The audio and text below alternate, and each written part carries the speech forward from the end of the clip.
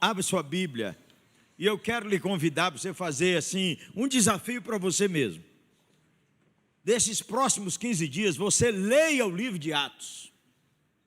Leia o livro de Atos.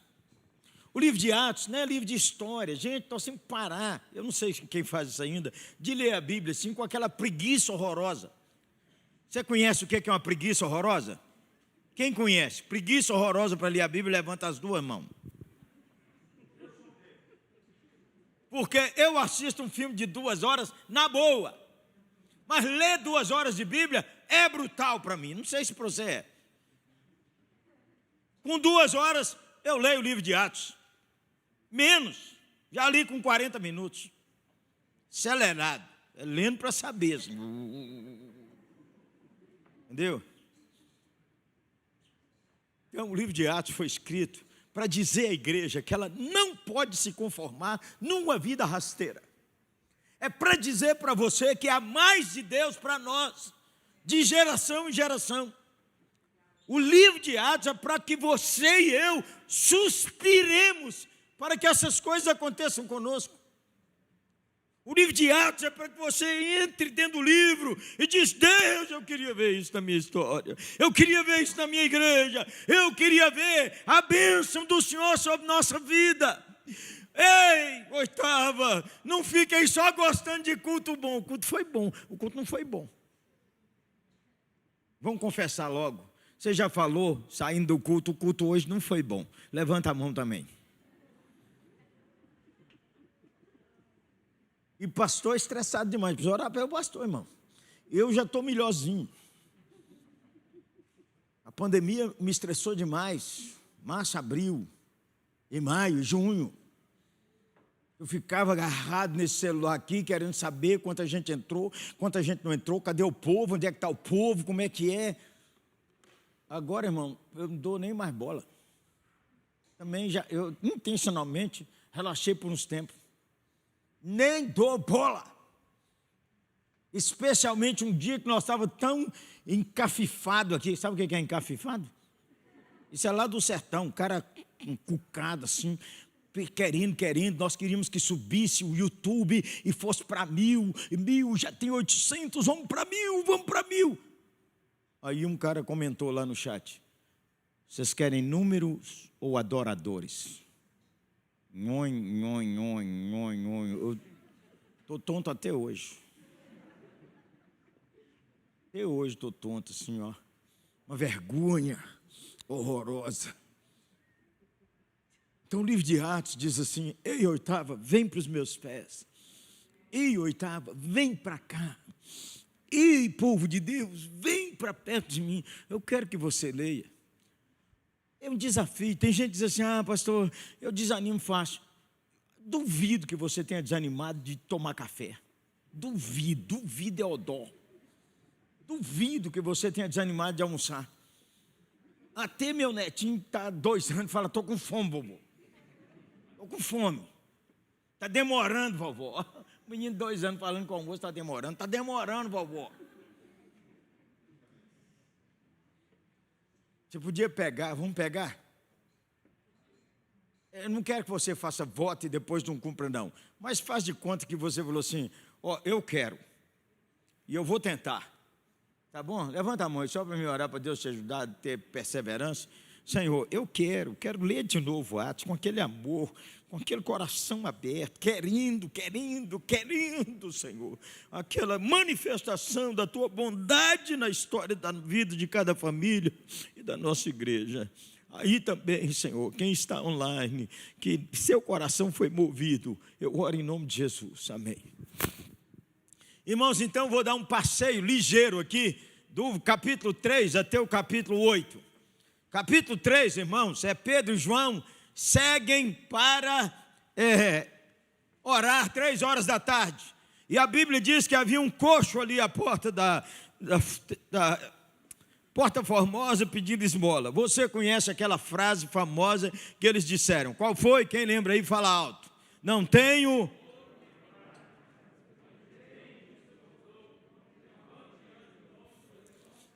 Levante e anda. Estamos querendo Deus. Querendo tudo isso na nossa história. Nós muitas vezes estamos como Laodiceia, nós temos prata e temos ouro, nós temos tanto conforto, mas nos falta aquela unção nova de Deus. Você devia pedir, irmão. Isso gerou uma confusão em Jerusalém, irmãos, porque todo mundo, 30 anos vendo o homem ali, é muito engraçado, porque o Senhor Jesus deve ter visto aquele homem, os discípulos viram várias vezes aquele homem, mas Deus tem o tempo e a hora de mover sua vida e de mover a igreja. E é agora com Pedro e João. Todo mundo correu e deu aquela confusão. E Pedro se levantou e disse: olha, isso aqui é obra de Jesus, o Filho de Deus, aquele que vocês mataram, mas que ele ressuscitou dentre os mortos. Gente, virou aquela confusão. Capítulo 4 diz que enquanto eles ainda falavam, chegaram os sacerdotes, o capitão do templo e os saduceus, e viram eles ensinando e avisando que Jesus tinha ressuscitado dentre os mortos, prenderam eles e levaram para o cárcere. Levaram para o cárcere, mas olha, o verso de número 4 diz assim: porém, muitos dos que ouviram a palavra creram, subindo o número desses homens a quase 5.000. 3.000 em Atos 2, mais 2.000 aqui. As autoridades os ameaçaram e Pedro, cheio do Espírito, disse: autoridades, quem fez isso foi Jesus de Nazaré. Autoridades, aqueles que vocês mataram. E diz a palavra do Senhor que esses homens letrados, cultos no Velho Testamento, disseram: mas esses homens discutiam entre si, o que é que nós vamos fazer? Os moradores de Jerusalém sabem que aconteceu, foi isso mesmo. Os homens levantaram o paralítico. Aí eles disseram: olha, vocês não falem mais sobre esse nome, ameaçando soltarem, não tendo como castigar. Final do capítulo 4, eles procuraram os irmãos, veja aí, capítulo 4, verso 29, e eles, uma vez soltos, procuraram os irmãos e oraram ao Senhor e disseram: Senhor, o Senhor que permitiu que o Senhor fosse crucificado. Verso 29, olha para as suas ameaças e concede aos teus servos que anunciem com toda ousadia a tua palavra, e estendes as tuas mãos para fazer milagres e prodígios, e todos ficaram cheios do Espírito Santo. A igreja perseverava unida. A igreja perseverava em casa e no templo. A igreja não desanimava. Oitava, volte! Eu vou falar daqui a pouco sobre esse tópico aqui, de que quando o medo te invadir, você peça a ousadia do Espírito.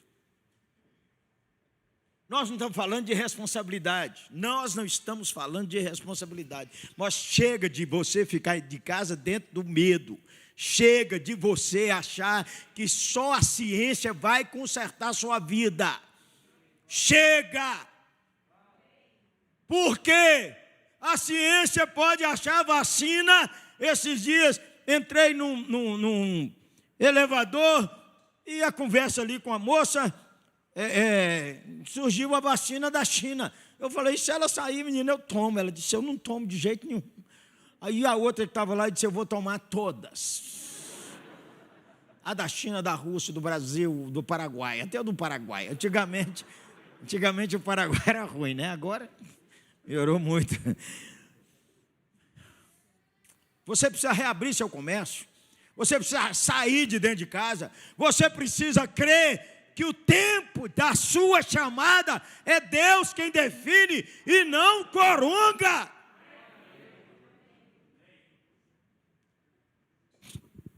Irmãos, você sabe, mês de abril e maio, era só os defuntos.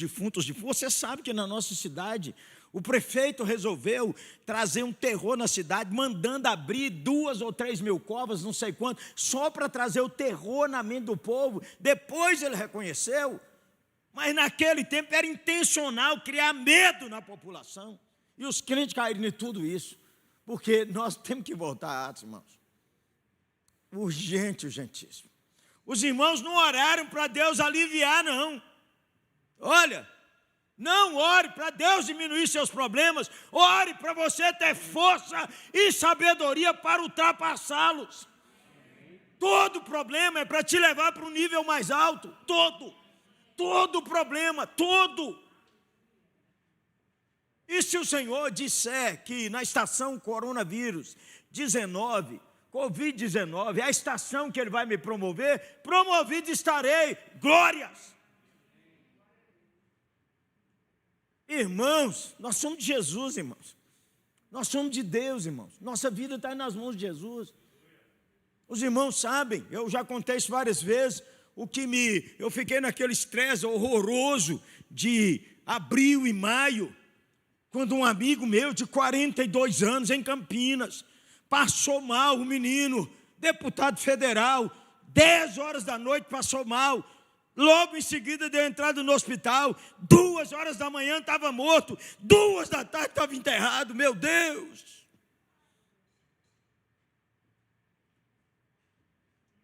Pede a Deus graça, irmão, você romper adiante. Você romper adiante. Povo de Deus. Irmãos, aí capítulo 5, nós temos aquele caso de Barnabé e Safira e Ananias, dinheiro, né? Dinheiro que o irmão deu a oferta, o outro quis fazer igual, mas com mentira.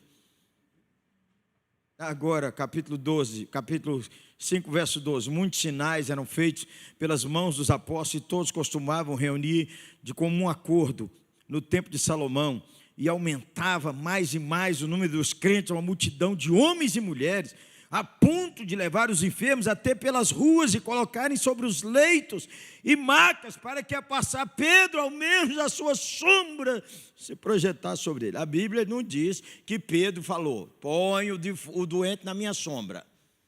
Diz que o povo, você sabe como é que é. Você já brincou assim com uma pessoa que você respeita muito e que você percebe que tem aquela graça linda do Senhor? A senhora que, ou esse mês, né? Deus abençoe as irmãs com grande saúde, aleluia. Faça seus exames, irmã, amém? Só a mulher diz amém. Amém. Marido pague, amém. Amém. E filho, ajude. A senhora já conhecia uma mulher assim tão doce, tão assim diferente, que a senhora pegou nela assim com carinho, falou, eu queria tanto que isso pegasse em mim. Já fez isso, não? Né? Pegasse assim, eu já fiz isso com tanta gente, irmão. O doutor Shed encostava nele e falava assim, doutor Shed, essas coisas pegam na gente, hein? Como é que é? A sombra, milagres do Senhor. Depois, irmãos, vem a perseguição. Levantando-se, porém, o sumo sacerdote, verso 17, e o partido dos fariseus, dos saduceus, prenderam os apóstolos, recolheram a prisão, mas na noite um anjo do Senhor abriu as portas da prisão, levando-os para fora. Você precisa ler isso com amor, com reverência. Depois vem o capítulo 7, a escolha dos 6 diáconos. Depois vem Estevão naquela defesa diante do Sinédrio. E aí capítulo 8, verso de número 1. Quando Estevão é martirizado, ele é apedrejado e morto por causa da perseguição e da violência. E aí, veja você, esse verso é um verso extraordinário para a igreja oitava pensar. Olha, naquele dia, teve início uma grande perseguição contra a igreja em Jerusalém. Todos, exceto os apóstolos, foram dispersos pelas regiões da Judéia e de Samaria. Essa dispersão, irmãos, levou o crente para longe. Corre comigo aí, capítulo 11, verso de número 19. Diz assim, os que foram dispersos a partir da perseguição que começou com a morte de Estevão, se espalharam até a Fenícia, Chipre e Antioquia, não anunciando a palavra a ninguém que não fosse judeus. Alguns deles, porém, que eram de Chifre de Cirene e que foram até Antioquia, falaram também aos gregos, anunciando-lhes a mensagem do evangelho do Senhor Jesus.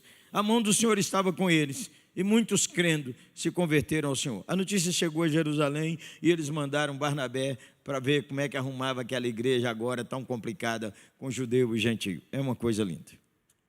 Então, irmãos, eu quero falar rapidamente com você, a partir disso aí, como você vai ler, você vai entender melhor depois da sua leitura. A igreja vai avançar. Fala comigo. A igreja, mais uma vez.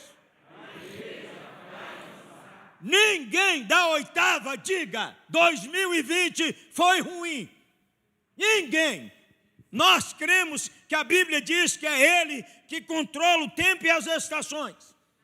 Nós cremos que a estação Covid-19 é Deus. Vou lembrar os irmãos, os crentes têm que orar em particular. Fecha teu quarto e ora. Os crentes têm que orar dentro de casa com a família. Culto doméstico, culto familiar. Os crentes precisam reunir na igreja, publicamente, seja no templo, seja num hotel, seja numa praça, debaixo de uma árvore, para adorar juntos. A comunhão da igreja é o culto totalmente diferente, irmãos. Mas nós não estávamos reunindo bem, sabe por quê? Muito corrido, muito tempo, não estou tendo tempo de orar. Lembra dessa conversa? Estou tempo de orar, tenho que trabalhar muito, tal. Aí não dá para orar com a família, porque tem que correr cedo para trabalhar, tem que levar os meninos para a escola, tem que isso, não tem tempo. E dia domingo não dá, sabe por quê? Porque a gente tem que descansar, tem que ver o jogo, aquele time azul era, agora, entendeu? Então, eu tenho que ir no campo, eu tenho que ir passear um pouquinho, não tem tempo. Aí sabe o que Deus falou? Coronga! Põe todo mundo com tempo agora. O Coronga mineiro é um missionário chinês. Brutal. Maior convocador da intercessão do mundo. O pastor Camorai, mas o Coronga falou, em casa, todo mundo com tempo. Ou ora ou não ora? Uns não oram até hoje. Porque não é o tempo, é o coração. É a dureza de coração sua.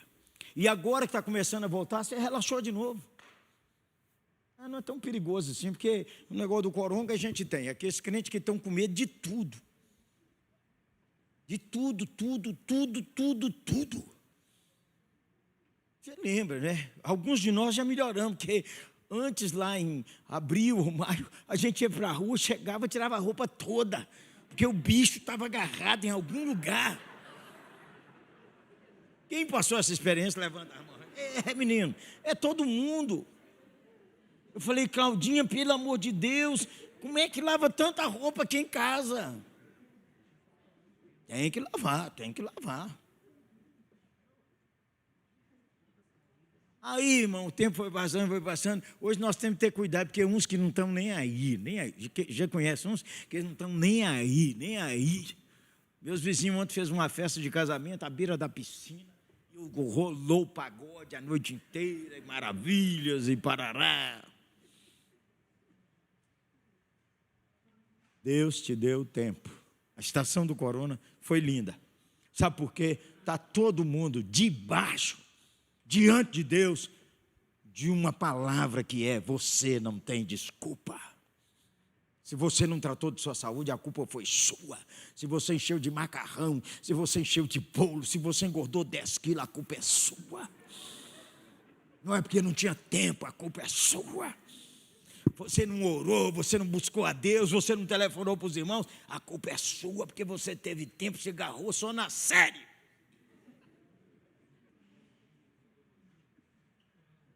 Coronga, o dia do juízo, Deus vai falar, coronga! O bicho vai aparecer lá, ele é invisível, o bicho vai aparecer ao vivo lá, para dar testemunho que ele convocou a reunião de oração e você não foi. Menino, Deus é Deus, menino.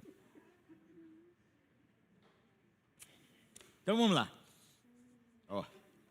É para mim parar, eu estou aqui ainda na introdução, menino. Então vamos lá. A igreja vai avançar. Primeiro, a igreja vai avançar movida pela perseguição. É o que acontece em Atos, é o que acontece na história da igreja, é o que está acontecendo no Brasil. A perseguição no mundo tem sido de violência contra a igreja por causa de cosmovisão. A cosmovisão que Deus não existe, que Deus não é o Criador, que Jesus não é o Redentor. Então, entre os islâmicos, na Índia, entre os hindus e em vários lugares do mundo, a perseguição e a violência contra os cristãos é brutal, brutal. 2017, 2018, 2019, nós temos aí estatística, mulheres cristãs sendo violentadas no Oriente Médio, e ninguém levantou a voz nos grandes órgãos do mundo, como a ONU ou em qualquer outro lugar, a favor dos cristãos. A religião mais perseguida hoje no mundo é a cristandade. Oitavo acorde. Regimes totalitários, regimes antideus, regimes ateus perseguem os cristãos violentamente. E os irmãos sabem que no sistema democrático, na hora em que alguns desses estão percebendo que vão perder a eleição, vão até no culto e dão glória. Ainda dizem assim: tudo posso naquele que me fortalece. Nem sabe o que é isso, é blasfêmia. Nós engodados nisso aí, meus irmãos, não é possível. E hoje a perseguição ideológica está intensa no Brasil. Se uma igreja diz que é pró-vida, ele é contra as mulheres. No Supremo, no Congresso, há leis tramitando para que declare o aborto legal no Brasil. Você falar sobre isso, corre o risco dos robôs que estão unicamente na internet para localizar esse tipo de fala e levar para ser uma pressão contra a igreja. Acorde, oitava. Você não pode falar quando você prega que casamento é heterossexual e que Deus condena o casamento homossexual, você é homofóbico. Mas quando desprezam símbolos cristãos, é cultura. Irmãos, presta atenção, quando eu estou falando isso, não é para que ninguém tenha medo de nada, não, porque a igreja é imparável, irmãos. Quando eu digo que a igreja é imparável, não significa que não vai ter os mártires, não significa que não vai ter prejuízo de morte, não significa que templos não podem ser fechados. Eu não estou dizendo que nós não vamos ter que lidar com leis absurdas. No sistema democrático, a igreja tem que acordar. Os irmãos sabem que esses dias, o ministro da Educação, que é pastor, porque diz que ele crê assim e assim na Bíblia, tem uma moção contra ele. Que eu mesmo assinei um documento movido por um grupo de advogados experientes cristãos, de que ele tem direito a declarar sua fé, segundo a Constituição do país. Quer dizer que outros podem dizer que não creem, que o cristianismo é uma bobagem, que quem crê em Jesus é o idiota, mas você não se levanta contra isso? Isso é uma coisa, irmão, você tem que entender o que eu estou falando. Ao dizer isso, eu estou com medo de alguma coisa, eu estou com medo de nada, irmão. Ninguém para a igreja, irmão, ninguém para a igreja. A igreja está fundamentada na rocha, que é o Senhor Jesus Cristo. Ele está vivo, é Ele que reina, é Ele que comanda, é Ele que remove reis e estabelece reis. É por isso que você precisa ler Atos. E já disse um dos nossos irmãos historiadores que o sangue dos mártires é que faz a igreja arrancar. Irmão, nós não estamos com medo não, irmãos. Nós não estamos pedindo a perseguição. Se você quiser ser perseguido, vira crente. Uma frase que foi falada aí, e que é uma heresia, irmão. Você já viu uma frase bonita, atribuída a Francisco de Assis. Pregue o evangelho. Se for preciso, use palavras. Quem já ouviu isso? Isso é uma heresia. Isso é uma mentira. A Bíblia diz que nós temos que proclamar. Proclamar é falar, é dizer que Jesus é o caminho, a verdade e a vida. É dizer que o sacrifício que o Cordeiro ofereceu na cruz, Deus aceitou. É dizer, arrependei-vos e crede no Evangelho e viver de acordo com essa palavra. Então, somos uma Bíblia ambulante. O irmão pode achar que ninguém te conhece, o povo te conhece e sabe que você é crente, e você não sabe o que eles sabem. Eu não me lembro se contei essa história aqui, mas uma vez eu fui pregar numa cidade de São Paulo, o avião aqui atrasou, e aí eu cheguei lá e tinha que pegar um avião para outro lugar, não tinha jeito, eu tinha que ir para a rodoviária para chegar a tempo do compromisso, que eu só ia lá para pregar essa mensagem. Estava levando uns livros meus, e aí então liguei para um amigo em São Paulo, ele mandou o motorista dele, não crente, me buscar no aeroporto. Não crente mesmo, irmão, porque ele andou em São Paulo, que parecia que estava andando de avião. Irmão, e aquele homem me levou para a rodoviária, ele carregando uma caixa, eu carregando outra, e nós correndo. Ele tinha comprado a passagem, que o patrão dele mandou, compra a passagem, leva para o pastor, e nós correndo dentro da rodoviária de São Paulo, cheio de gente assim. Aí uma pessoa gritou: pastor Jeremias, a paz! A paz! E eu correndo, não sei o que é. Uma mulher gritou: meu pastor, sou das Débora! A paz, a paz! Irmãos, uns 15 gritaram comigo. E o homem correndo comigo falou: eles estão te vigiando, você anda direito. Assim é a vida, irmão. Assim é a sua vida. Assim é nós. A igreja vai avançar, irmãos. Leia Atos, não tenha medo não, irmão. Nós temos que orar para que a gente tenha paz, vida tranquila, para pregar o evangelho. Não para cair na gandaia. É para ser de Deus. Irmãos, a perseguição, a igreja vai avançar com a perseguição atuando. Esse é um sermão, irmão, que eu acho que eu não consigo. Eu tenho que pregar ele numa hora que eu tenho 1 hora para pregar. Então vamos lá, segunda. A igreja vai avançar vencendo o medo com ousadia do Espírito. Percebe onde é que você e eu temos que ir? Quem disse que nunca teve medo aqui, está mentindo. É igual ansiedade, irmão.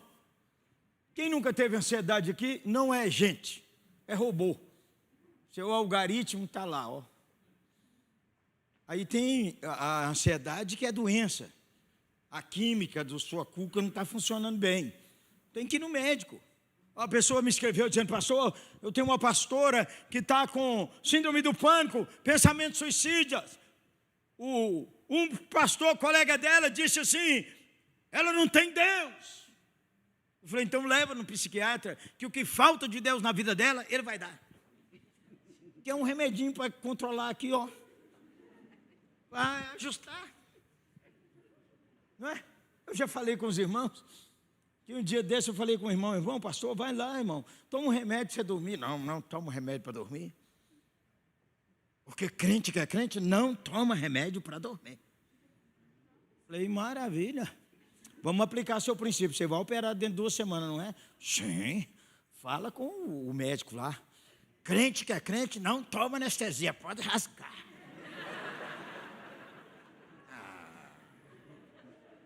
É isso, gente boa, que é isso? Melhorar a sua cabeça, entendeu? Agora você sabe que há certas coisas, você diz: eu sou tímido, eu não tenho coragem de pregar, eu sou tímido, eu não sei pregar, eu preciso fazer um curso de evangelismo. Você não precisa fazer curso de nada, você precisa pedir a Deus unção do Espírito, você precisa de Deus para revestir de graça, e quando você reveste de graça, qualquer coisa que você fala, o Espírito diz assim: vou usar. Na história da pregação, irmãos, tem um fato da história da pregação que humilha todo pastor. Um dos homens eruditos fez um culto e resolveu convidar gente muito importante para ouvi-lo.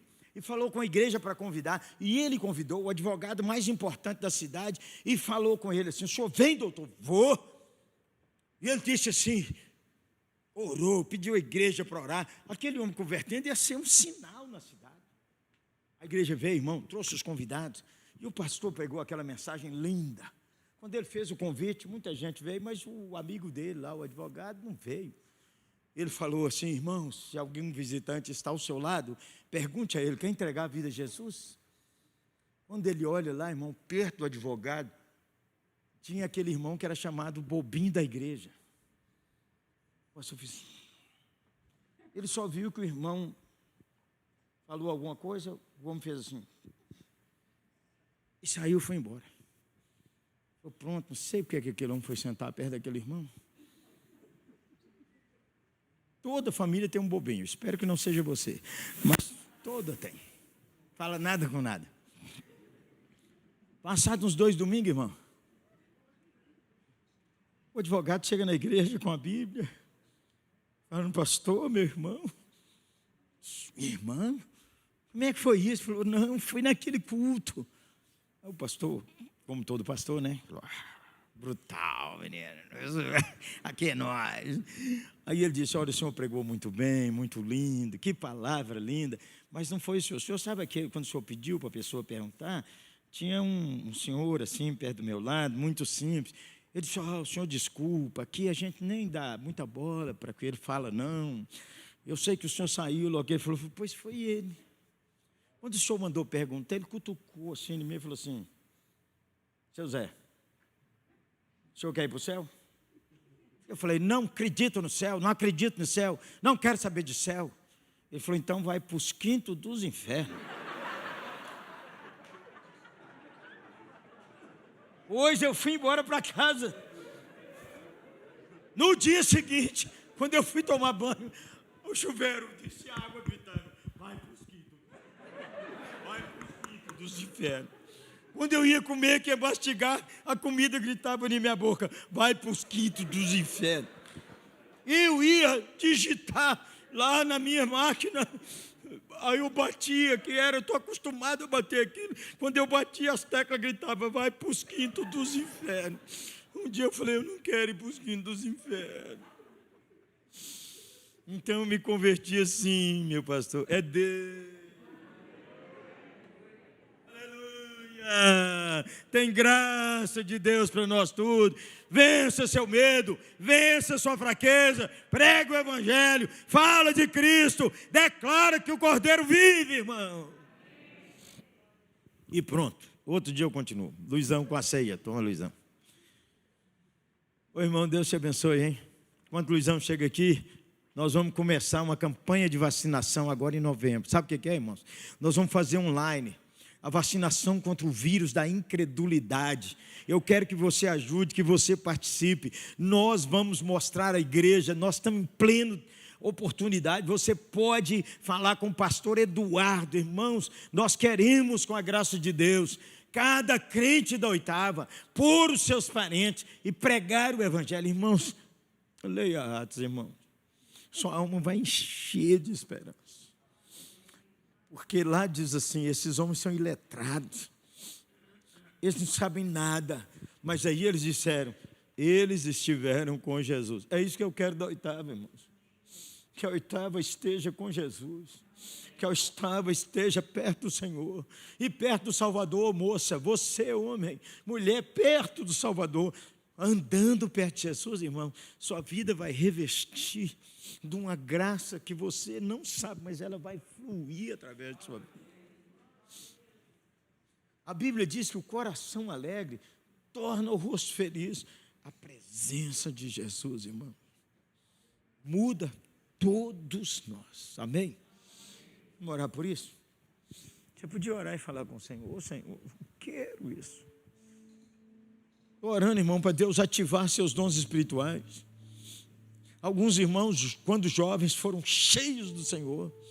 O Espírito de Deus os visitou com coisas tão extraordinárias. Mas à medida em que caminharam, foram acomodando. Saíram da presença do Senhor.